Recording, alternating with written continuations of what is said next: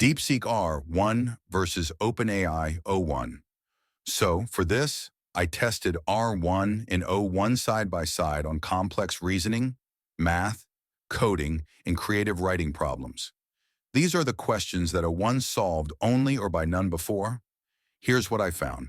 For reasoning, it is much better than any previous SOTA model until O1. It is better than O1 preview, but a notch below O1.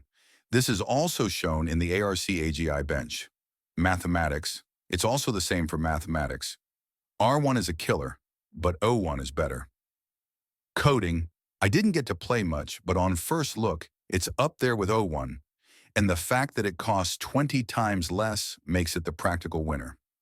Writing, this is where R1 takes the lead. It gives the same vibes as early Opus. It's free, less censored, has much more personality, is easy to steer, and is very creative compared to the rest, even O1 Pro. What interested me was how free the model sounded and thought traces were, akin to human internal monologue. Perhaps this is because of the less stringent RLHF, unlike US models.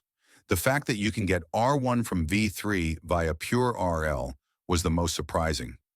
For in-depth analysis, commentary, and remarks on the DeepSeek R1, check out this blog post, Notes on DeepSeek R1. What are your experiences with the new DeepSeek R1? Did you find the model useful for your use cases?